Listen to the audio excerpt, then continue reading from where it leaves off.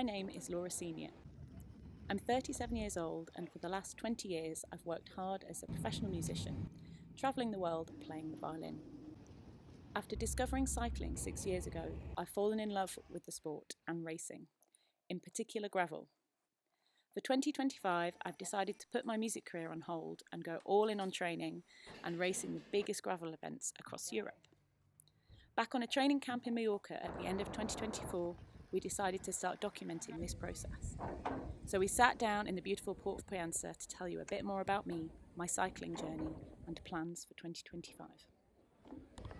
Sorry, I'm still eating ice cream. Right, so my name is Laura Senior, I'm from the UK, and I'm a classical musician turned gravel cyclist.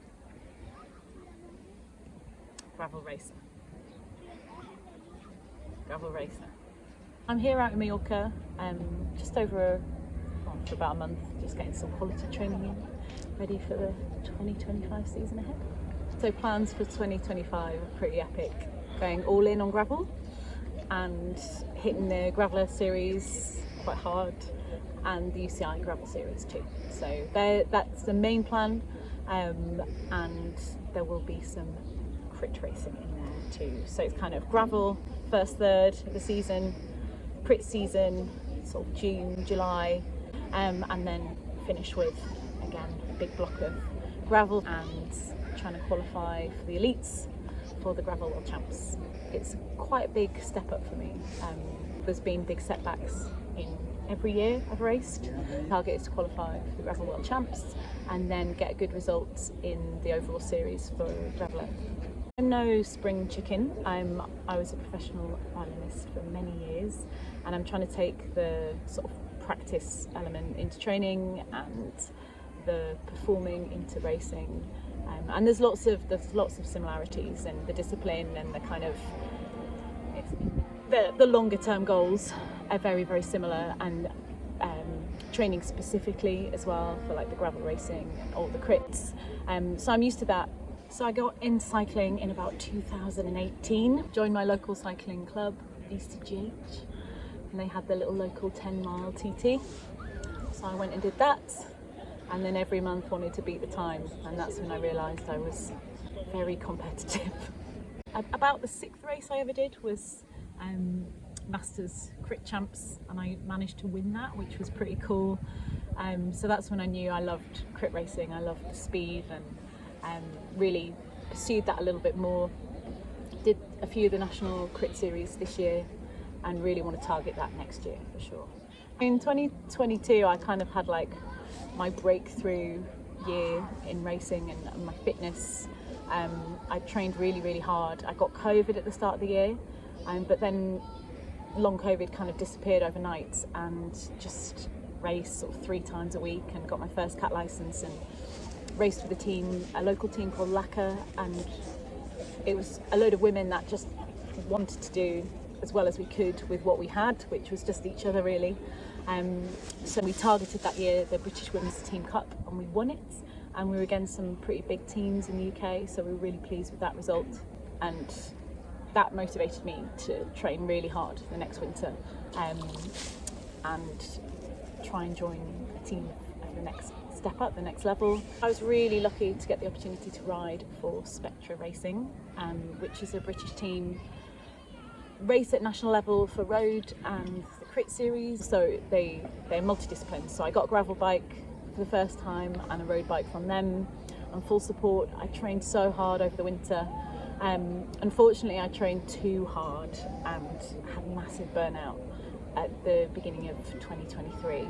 So I couldn't race for months basically. It took me out for quite a while, and it was really hard because it wasn't like a visible thing, and everyone was like, oh, you just need a week's rest, you'll be fine, and it just went on and on and on, and it was really tough.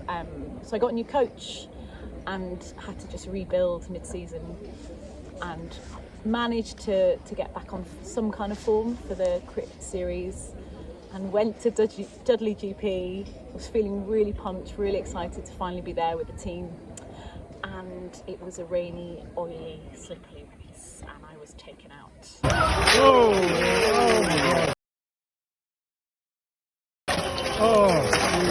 smashed my wrist up, which wasn't great. So that was again another setback. So 2023 was a massive write-off, which was really disappointing. It just made me want to work hard again. So I was on the turbo for months and months, put another solid winter of training in. That took me into 2024. Started racing in February, did a couple of Nat Bs, did well in them, and was feeling really, really excited for this year and wanted to give it my all.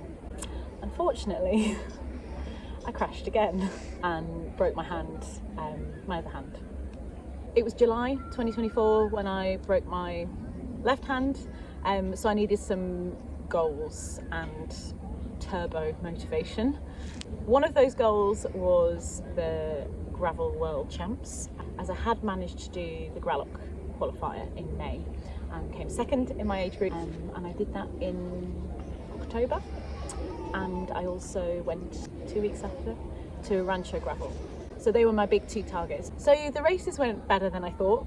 I was in for the running for the win in the World Champs, and there was just me and a Belgian left in our age group at the front of the race, and then 20k to go, I hit a big ridge and my handlebars rocked. So I came 8th in the end, which was a bit gutting, but it was a good race, really fun, really fun. It was like a 4.5 hour crit basically. And then Rancho was awesome. So for 2025, I've got full support from Scott Bikes UK, which is awesome.